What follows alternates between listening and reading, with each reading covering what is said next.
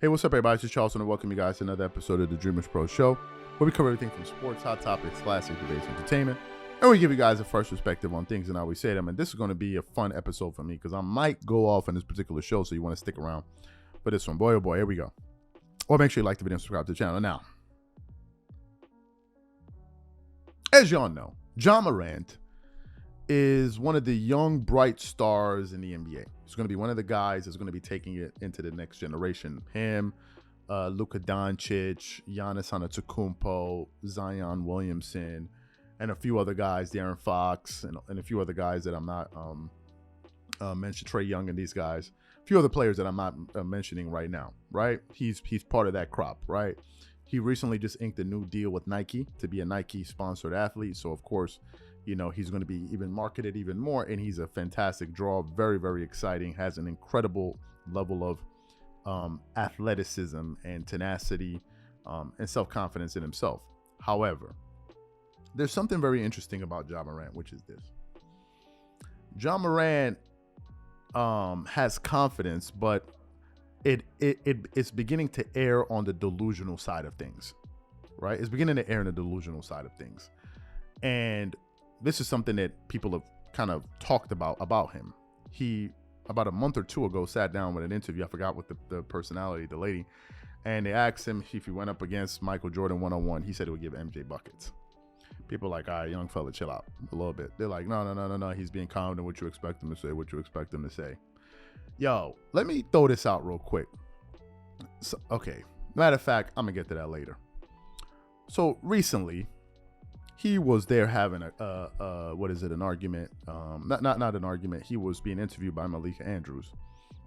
And she asked him, what teams are you worried about looking at? And he said the Boston Celtics, right? He said, that's the only team. Is there no other teams in the West? And he goes, nah, I'm good with that, right? And that created some controversy. Like, yo, son, are you dissing your entire conference? Like, that's kind of reckless. The same thing KD got on his teammate for last year in the playoffs. Like, yo, don't disrespect the competition. Don't give him ammunition. What's wrong with it? So yesterday, they were discussing it on Undisputed. And when it was Shannon Sharpe's time to talk, NFL Hall of Famer, he absolutely went off on Ja Morant. So what we want to do is we want to play exactly what Shannon Sharpe had to say here. And we're going to come back and we're going to go off as well. Take a listen to that. Ooh. That is a big ticket to cash. Shannon, do you like or do you have a problem with what Ja said? Got a problem, Skip. The Grizzlies do a lot of talking for his team that's not won anything. Good point. Not just Ja, all of them. Do a lot of yapping and a lot of yakking. And what have they won? The last time the Grizzlies made the Western Conference Finals, Ja was 13. 13. And he's talking like they go to the Western Conference and go to the NBA Finals every year. True. What you mean you good? You just got the brakes beat off you by the Nuggets without Jamal Murray and without Porter Jr. I missed something. Okay, yeah. Skip, you know what their record is against the West that he's good against? 8-8. Of any team that's in the top 5 in the Western Conference, that's the worst record. They're 8-8, but he good. Why you worried about on the other side? You need to be worried about yourself. You need to be worried about the Grizzlies. And, bro, you're not good. Y'all not like that. Y'all ain't got Shaq. Y'all don't got Kobe. You don't got a Tim Duncan. No. So this notion that y'all good, bro, y'all got a nice little team. Good. I will concede that. You got a nice, deep team. But, bro, if you think it's a foregone conclusion that y'all gonna run through the West, that ain't happening. And all this talking, I don't know where. I need to go back. I got a good memory, but I got to go back. I missed it when they made the Western Conference Finals and they was in the NBA Finals. I just got to go back and check. For him to have this kind of bravado. And what's he supposed to say? He's supposed to say, look, we take it one game at a time and we'll see what happens at the end of it. But to say we're already looking across the bridge on the other side, nah. To all your points, I really liked this team last year. I was hot for it from the start. They got hot. They had that big comeback win at home against the Lakers where they were just hopelessly down and roared all the way back and won the game. Then they run into Golden State. No, I'm sorry, Minnesota. It was the Minnesota series. Yeah. And they win a home game against Minnesota, and I loved Ja at that point, and he was jawing after the game. when he did the stand-up TV interview on the court, going after everybody who doubted us and this and that, and just spitting fire about how dare you people out there doubt this team. Mm-hmm. And I'm like, you've done nothing. And wait a second. Even if with Golden State struggling, if Steph Curry says this, I'm good with it. Hey. I'm good. Steph, hey, y'all heard? Hey, y'all heard what Steph said, Wes? You heard what he said? He said he's straight. Okay, I'm good with that. Ain't no arguing Steph's resume. Mm-mm. Come on, bro. Come on. Well, he's starting to be delusional enough to think he is Steph. No.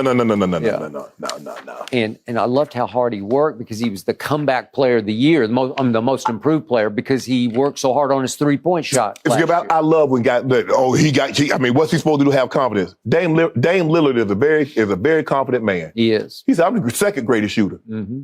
He could have stored out. Man, I'm the greatest shooter in the NBA history. He said, "Nah, behind Steph, I'm number 2." And ain't nothing wrong with that. You're not fooling nobody talking about, oh, no, you're not. Nobody thinks that.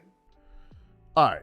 I got a lot of thoughts about this. We actually put up a post yesterday on the channel, on the community board, where I referenced something that MJ said in terms of being asked, could he beat the greats?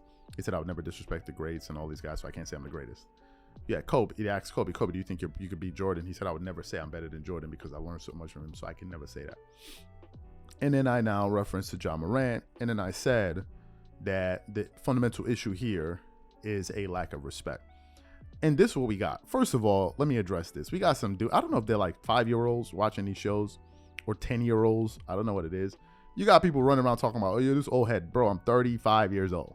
Unless you're like 10 or 18. Or, I mean, not 18 or like 12 or something. I don't know when did 35 become some type of old head? I don't know what you cats is talking about. Number one, like, so 35 is like 85 years old. What are we on right now? What time are we on? So you got some cats in this old head. This ain't got nothing this has nothing to do with being an old head.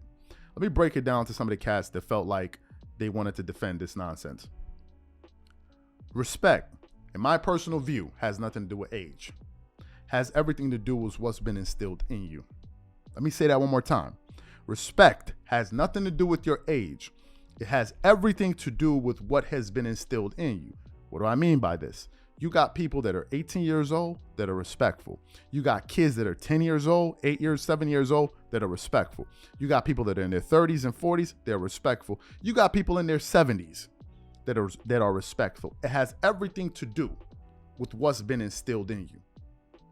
The people that have no respect never been taught respect. They've been raised by a bunch of disrespectful people that have no system around them of respect and hierarchy. And then therefore, they don't have it in them. So they just feel like, oh, well, we're just saying it's confidence. No, you're not. Number one. Number two,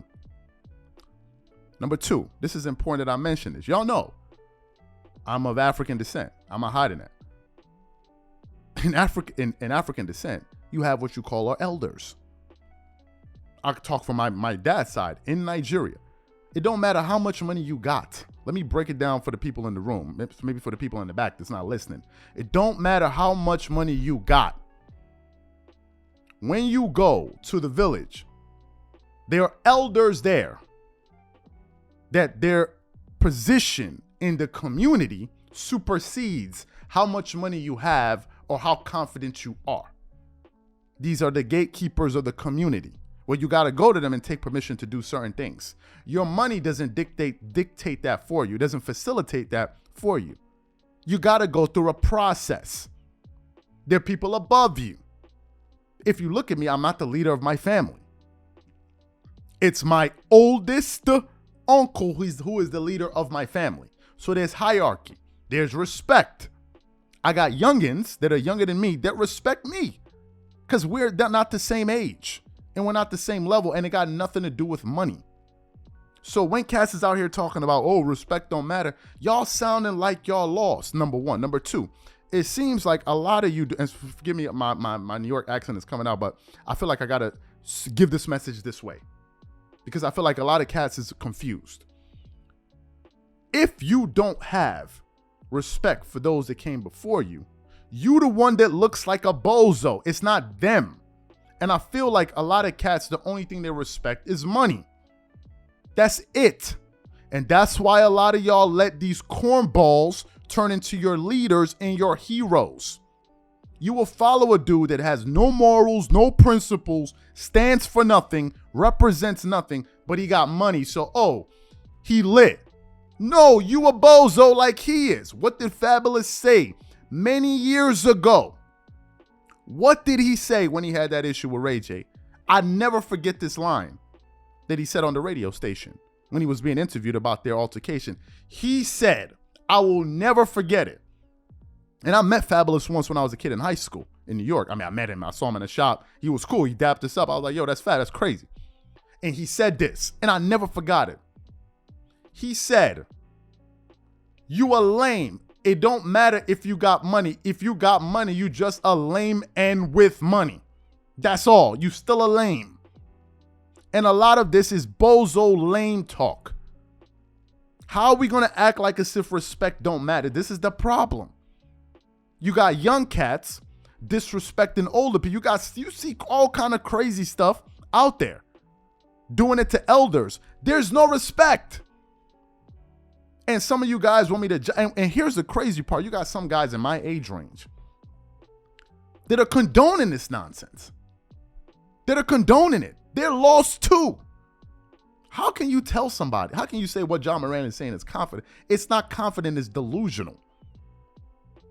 And what's happening is that, well, because he lit and all of this, blah, blah, blah, blah, blah, he lit and all of this. And somebody's going to ask the question, well, yo, but what does he accomplish? Nah, that don't matter. No, it do matter. It does matter. What you accomplish actually matters. Let's not give everybody a microphone.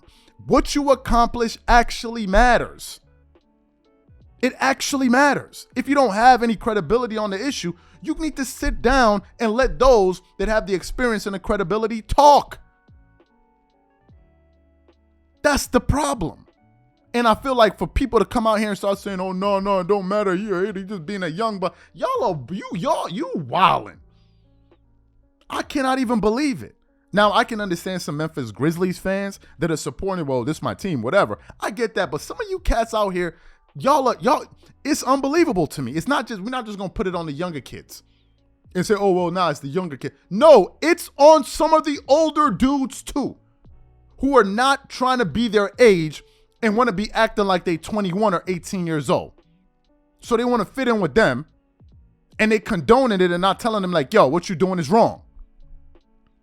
If I have a son and that boy turns into a billionaire, just because he got $1 billion in the bank, you think I'm gonna let him disrespect one of his uncles? I'm gonna knock his head off. That's my son. Are you crazy? So what? You have more money? So what? That's still your uncle. What are you feeling like? That you feel like you can talk? So what? What are you feeling like? It's just a shame. It's a shame that we got dudes condoning this. They trying to rationalize it. I don't see nothing wrong with it. He just voicing his opinion. That's the problem. There's no structure no more. Anybody can say anything. And you always gonna have a few bozos out there that's gonna sit up there and condone it. They're gonna condone it. Nah, well, you gotta let the young fella, he the young fella. It's a disgrace. And it's comments like this that perfectly encapsulate the reason we are where we are right now. That's what it is. Men failing men. That's what I put it on. That's how I put it on. I got a friend, and I close with this. Who has a friend. I'm not going to say nobody's name. And the guy, he's living with his parents. He has a job, enjoying his money, living with his parents, pays no rent. His only focus is his car. That's his only focus in life, is his car. And looking good. And that's it. This dude about to hit 30, and his only focus is his car. And taking pictures with it on Instagram. But then, the dude, when you sit him down, he be oh man, I wish my life was going like this. I wish my life was going like that. I wish my life was going like this. And I told my friend, I said, listen, the person I blame his pops. I blame because his father's there and is in his life. His dad's supposed to be the one to correct that. What is wrong with you? Okay, you got all this money to be buying this whip. Why don't you take that money and go get an apartment and get the hell out of this house? I'm tired of looking at you every day. Why? So I blame it on the pops. Because you can say maybe his mom will be sentimental. No, I blame it on him. You're supposed to be the one to correct that. And that's the problem. The issue with John Morant is not what it's bigger than what John Morant. John Morant's comments represent a larger issue, a societal issue. This is my take on it. Some people can say I'm hating or you're an old head. I don't know when 35 became an old head, but I guess we got little kindergartners here watching this show. So maybe to them. But to me, it's unbelievable. This is exactly how I feel. You disagree, that's on you. But the bozo clown stuff got to stop. At a certain point, you got to have some respect. Your morals got to be clear. Some of you dudes stand nowhere. You stand in the air. Whoever throw the biggest bag at you, that's who you follow. But what about his morals? Nah, but he lit. I'm out of here, man. Catch y'all on the next one. Peace.